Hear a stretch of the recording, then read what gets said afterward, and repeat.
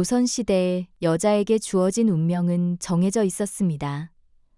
좋은 집안에 시집가서 남편을 섬기고 자식을 낳는 것, 그것이 전부였습니다. 하지만 만약 그 운명마저 빼앗긴다면 본처의 자리에서 쫓겨나고 친정마저 외면한다면 한 여인에게 남은 것은 아무것도 없었습니다. 그녀는 기녀가 되었습니다. 하루하루를 버티며 살았습니다. 하지만 이 여인은 달랐습니다. 그녀에게는 아무도 모르는 비밀이 있었습니다. 그리고 어느 날 이 나라의 왕이 그녀를 발견했습니다. 신분이 모든 것을 정하던 시대, 한 여인이 세상을 바꾸기 시작했습니다. 야담루 이야기 바로 시작합니다. 조선 중기, 당파 싸움이 극심하던 시절. 한양 제일의 기방 춘향각에는 특별한 기녀가 있었습니다. 그녀의 이름은 소월, 22의 젊은 나이였지만 그녀의 눈빛에는 세상의 쓴맛을 다 본 듯한 그늘이 드리워져 있었습니다. 소월은 원래 기녀가 아니었습니다. 양반가의 본처, 즉 정실 부인이었습니다. 비록 넉넉하지는 않았지만 남편은 소월을 아꼈고 평온한 나날이었습니다. 하지만 남편이 권세 있는 양반의 딸을 후처로 들이면서 모든 것이 바뀌었습니다. 후처는 소월을 눈의 가시처럼 여겼습니다. 집안의 실권은 순식간에 후처에게로 넘어갔습니다. 그리고 어느 날 후처가 소월을 모함했습니다. 집안 재산을 훔쳤다고, 남편을 해하려 했다고. 증거는 후처가 조작한 것이었지만 남편은 새 장인의 눈치를 보느라 소월의 말을 듣지 않았습니다. 소월은 하루아침에 쫓겨났습니다. 대문 밖으로 내쫓기는 그날 뒤돌아보니 후처가 대문 앞에서 차갑게 웃고 있었습니다. 소월은 친정으로 갔지만 친정 역시 이미 혼이 난 딸이 쫓겨났다는 게 창피하다며 문전박대했습니다. 이제 어디로 가야 하는 걸까? 갈 곳이 없었던 소월은 결국 기방으로 흘러들어왔습니다. 소월에게 남은 것은 단 하나. 어린 시절부터 몰래 배운 글과 책 읽는 재주뿐이었습니다. 하지만 기방에서 그런 재주는 아무 쓸모가 없었습니다. 낮에는 빨래를 하고 밤에는 손님 앞에서 웃어야 했습니다. 언제까지 이렇게 살아야 할지 그저 하루하루 버틸 뿐이었습니다. 같은 시각 궁궐에서는 25의 젊은 왕 경종이 고민에 빠져 있었습니다. 즉위 3년차 개혁을 꿈꾸던 그였지만 신하들은 자기 당파의 이익만 챙기기 바빴습니다. 경종은 답답했습니다. 진짜 백성을 위해 일할 사람은 없는 것일까? 그날 밤 경종은 평복으로 갈아입고 몰래 궁을 나섰습니다. 백성들의 진짜 목소리를 듣고 싶었습니다. 거리를 걷던 그가 우연히 들어간 곳은 한양 제일의 기방, 춘향각이었습니다. 기방 주인이 최고의 기녀라며 소월을 불러왔습니다. 소월은 공손히 인사를 하고 자리에 앉았습니다. 경종은 부드럽게 말했습니다. 편히 앉으라고. 오늘은 그저 술이나 한잔하러 왔다고. 술을 주고받으며 경종은 조심스럽게 물었습니다. 요즘 세상이 어떻게 돌아가는지 아시오? 소월은 잠시 경종을 바라보더니 예상 밖의 질문을 던졌습니다. 손님께서는 왜 그걸 물으십니까? 진짜 궁금해서인지 아니면 제가 얼마나 아는지 시험하려는 건지. 경종은 잠시 당황했습니다. 기녀가 손님에게 이렇게 대드는 것은 처음이었습니다. 하지만 그 당돌함이 오히려 흥미로웠습니다. 경종이 미소 지으며 말했습니다. 둘 다요. 그대의 진짜 생각이 듣고 싶소. 소월은 잠시 망설이다가 입을 열었습니다. 궁궐에서는 백성들이 굶주린다고만 하지 왜 굶주리는지는 모릅니다. 문제는 흉년이 아닙니다. 양반들이 토지를 독점하고 상인들이 곡식을 쌓아두고 지방 관리들이 조세를 빼돌리기 때문입니다. 노론과 소론이 싸우는 동안 서북 지방 수령들은 석 달째 조세 장부를 제대로 보고하지 않고 있습니다. 이러다간 민란이 일어날 겁니다. 경종은 깊은 충격을 받았습니다. 조정 대신들도 모르는, 아니 알면서도 말하지 않는 문제를 이 기녀가 꿰뚫고 있었습니다. 경종은 소월을 깊이 바라보았습니다. 이 여인은 보통 사람이 아니었습니다. 경종은 그날 이후 소월을 잊을 수가 없었습니다. 며칠 후 그는 다시 춘향각을 찾았습니다. 소월은 놀라며 또 오셨느냐고 물었습니다. 경종은 그녀와 다시 이야기하고 싶었다고 답했습니다. 그리고 물었습니다. 만약 그대가 왕이라면 지금의 문제를 어떻게 해결하겠느냐고. 신분으로 사람을 쓰지 말고 능력으로 사람을 써야 합니다.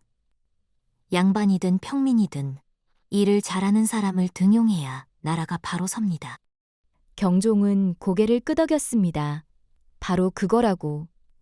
그리고 소월을 똑바로 바라보며 말했습니다. 그대 내 책사가 되어주지 않겠소? 소월은 깜짝 놀랐습니다.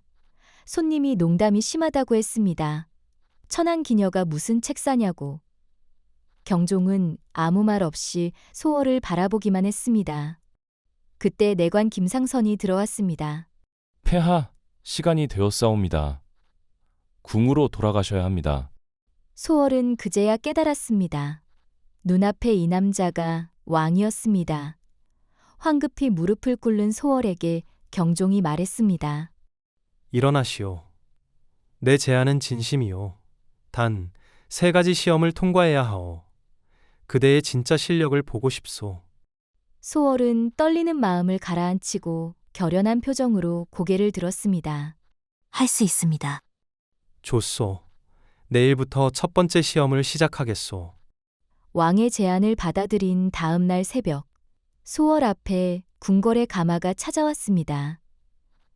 소월은 떨리는 마음으로 가마에 올랐습니다. 궁궐에 도착한 소월을 내관 김상선이 맞이했습니다. 어전에 들어선 소월은 공손히 절을 올렸습니다. 경종이 첫 번째 시험 내용을 말했습니다. 첫 번째 시험은 관찰력이오. 오늘 하루 동안 이 궁궐을 자유롭게 돌아보고 문제점 3가지를 찾아 해결책과 함께 보고하시오. 소월은 궁궐 곳곳을 둘러보기 시작했습니다. 첫 번째로 향한 곳은 곡식 창고였습니다. 장부를 살펴보던 소월은 이상한 점을 발견했습니다. 들어오는 쌀의 양은 일정한데 나가는 쌀의 양이 매달 조금씩 늘어나고 있었습니다. 창고 관리인을 지켜보니 작은 자루에 쌀을 따로 챙기고 있었습니다.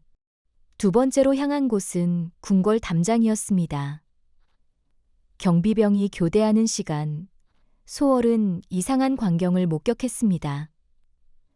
이전 경비병이 자리를 떠나고 새 경비병이 오기까지 짧은 시간이지만 담장은 완전히 비어 있었습니다. 소월은 작은 돌을 주워 담장 너머로 던져봤습니다. 아무도 알아차리지 못했습니다. 마지막으로 들른 곳은 궁녀들이 식사하는 곳이었습니다. 보리밥에 나물 몇 가지가 전부였습니다. 궁녀에게 물어보니 몇 달 사이 식사가 많이 부실해졌다고 했습니다. 하지만 식사 예산 장부를 확인해 보니 예산은 오히려 늘어나 있었습니다. 중간에서 누군가 돈을 빼돌리고 있었습니다. 해가 지고 소월은 다시 어전으로 돌아왔습니다. 어떠하오? 문제점을 찾았소? 3가지를 찾았습니다. 첫째, 창고 관리인이 쌀을 빼돌리고 있습니다. 장부를 이중으로 관리하고 관리인을 2명으로 늘려 서로 감시하게 하십시오. 둘째, 경비 교대 시간에 공백이 있습니다. 새 경비병이 먼저 도착한 후 이전 경비병이 떠나도록 하십시오. 셋째, 궁녀 식사 예산을 누군가 빼돌리고 있습니다. 담당 상공을 교체하고 식재료 구입 내역을 투명하게 공개하십시오.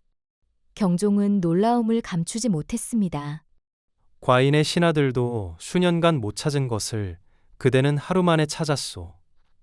첫 번째 시험 통과요. 며칠 후 두 번째 시험이 시작되었습니다. 경종이 말했습니다. 두 번째 시험은 인재 판별이요. 이 세 사람 중 누구를 관직에 앉혀야 하는지 판단하시오. 하루 동안 이들을 관찰하고 답을 내시오. 첫 번째는 김진사. 명문가 출신의 학식이 뛰어나고 말솜씨가 좋았습니다. 두 번째는 박서방. 평민 출신의 글은 서툴지만 성실해 보였습니다. 세 번째는 이훈장. 중인 출신의 과묵했지만 실무 경험이 많았습니다. 소월은 하루 종일 세 사람을 지켜봤습니다. 김진사는 예의 바른 척했지만 궁녀에게 함부로 대했고 자기 자랑만 늘어놓았습니다. 박서방은 선한 마음은 있었지만 마당 쓰는 궁녀를 도와주는 것 외에 특별한 능력은 보이지 않았습니다. 이훈장은 조용히 궁궐을 둘러보며 배수로가 막혔다. 저 기둥이 썩어간다. 실무적인 문제들을 정확히 파악하고 있었습니다. 김진사는 불합격입니다. 학식은 뛰어나지만 백성을 깔보는 마음이 있습니다. 관직에 앉으면 자신의 영달만 챙길 것입니다. 경종이 고개를 끄덕였습니다. 박서방도 아닙니다. 선한 마음은 있으나 관직은 선의만으로는 부족합니다. 대신 궁중 노역을 맡기면 성실히 일할 것입니다. 이훈장을 추천합니다. 말은 적지만 문제를 정확히 파악하는 눈이 있습니다. 실무 능력이 있고 자기 과시가 없어 백성을 위해 일할 사람입니다. 과인도 같은 생각이었소. 그대는 사람을 볼 줄 아는구려. 두 번째 시험 통과요. 일주일이 지나고 마지막 시험의 날이 왔습니다. 경종이 말했습니다. 마지막 시험은 간단하오. 과인과 바둑을 두시오. 이기면 책사로 임명하겠소.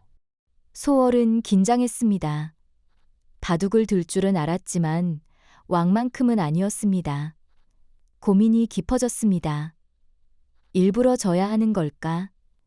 왕의 비위를 맞춰야 하는 걸까? 하지만 소월은 결심했습니다. 자신의 진짜 실력을 보이기로. 폐하, 제 실력을 모두 보이겠습니다.